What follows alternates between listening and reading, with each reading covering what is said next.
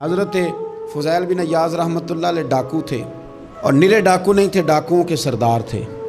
تو ارشاد فرماتے ہیں کہ میرا طریقہ یہ تھا کہ میں ایک پورے قافلے کی صورت میں حملہ کرتا تھا تو لوگ ڈرا کرتے تھے اگر کہ فضیل بن عیاض کے ڈاکوؤں نے حملہ کیا تو پھر نہیں بچتے۔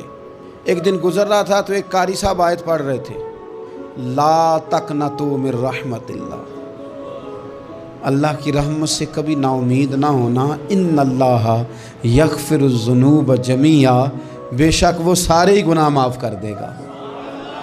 آپ فرماتے ہیں میرے دل میں بات اثر کر گئی، ماننا ہے نا۔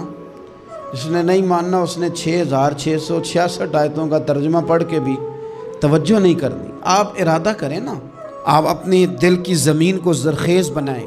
فرماتے ہیں میں فوراً وہ آیت سنی تو میں رویا، اور میں وہ حافظ صاحب کے پاس چلا گیا، ان سے اجازت لی، ان کے کمرے میں داخل ہوا۔ میں نے کہا آپ نے ابھی آیت پڑھی ہے کہ اللہ سارے گناہ معاف کر دے گا؟ تو جس بندے نے کئی سال ڈاکے ڈالے ہوں، بیٹیاں روتی رہتی ہوں پر وہ مال لے کے آ گیا ہو، مائیں واسطے دیتی رہتی ہوں پر وہ لوٹ کے نکل آیا ہو، اب جی اگر وہ بندہ بھی سچے دل سے توبہ کرے تو اللہ معاف کر دیتا ہے۔ تو آفو جی کہنے لگے میں کون ہوتا ہوں تمہیں کوئی تفسیر بتانے والا، میں نے تو قرآن کی آیت پڑھی ہے، میرا رب کہتا ہے لا تقنطوا من رحمت اللہ، تم نے مایوس نہیں ہونا، تم آ جانا، معافی مانگ لینا، ان اللہ یغفر الذنوب جمیعا، اللہ سارے ہی گناہ معاف فرما دے گا، اللہ سارے گناہ۔ تو یہ تو اللہ فرما رہا ہے۔ فضیل بن عیاض کہتے ہیں میں نے کہا ختم ہو گئی بات، توبہ بھائی۔ واپس آیا تو وہ میرے ساتھ جو تھے نا، ان سے میں نے کہا سردار نیا تلاش کر لو بھائی۔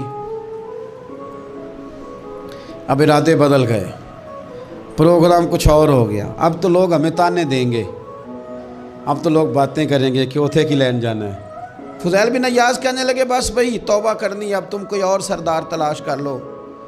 اور اوپر سے نہیں کہا، توبہ کی تقریریں نہیں کی، دوسروں کو میسج نہیں بھیجے، اور لیکچر نہیں جھاڑے، رو کے کہا، درد سے کہا، دل سے کہا۔ تو وہ جو باقی کے تھے نا، ان پر سردار کی بات کا اثر ہوا۔ کہنے لگے سردار ہم نے سردار نیا نہیں ڈھونڈنا، اگر چوریاں مل کے کی ہیں تو اب تو اس طرح تو نہ کر، توبہ بھی مل کے ہی کریں گے، اب اللہ بھی مل کے ہی کریں گے، اب بس تو اگر ادھر جائے گا تو ہم بھی تو جائیں گے نا۔ اللہ اکبر۔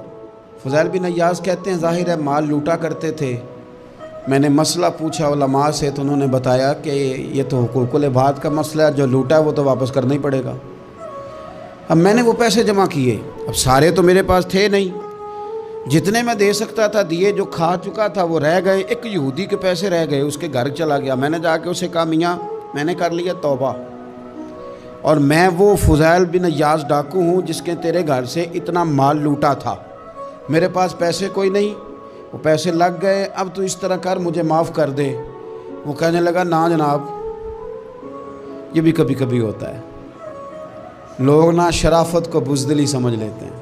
فضیل بن عیاض سے کہنے لگا میں تو پیسے لوں گا، ایسے تو نہیں معاف کرتا۔ آپ فرمانے لگے پیسے تو کوئی نہیں، یہ سچی توبہ ہے۔ وہ کہنے لگا پھر اس طرح کرو، میری اونٹوں کو چارہ ڈالو، پیسے پورے ہوئے تو چلے جانا۔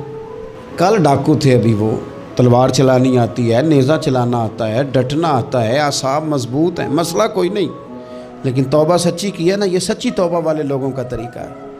اس سے کہہ سکتے تھے کہ جا جتھوں لب دینی لے لے، تجھے کہا معاف کر دے، تو تیار ہی نہیں ماننے کو۔ حضرت فضیل بن عیاض کہنے لگے اگر اونٹوں کو چارہ ڈالنے سے تو معافی دیتا ہے نا، تو میں تیرے اونٹوں کو چارہ ڈالنے کو بھی تیار ہوں۔ کیوں کہ راضی اللہ کو کرنا ہے، اپنے ضمیر سے بوجھ اتارنا ہے، بندوں کے سامنے سرخرو نہیں ہونا، اللہ کے حضور ہونا ہے۔ توبہ کا مطلب ہے رب کوئی بارگاہ میں سرخرو ہونا، بندوں کے سامنے نہیں۔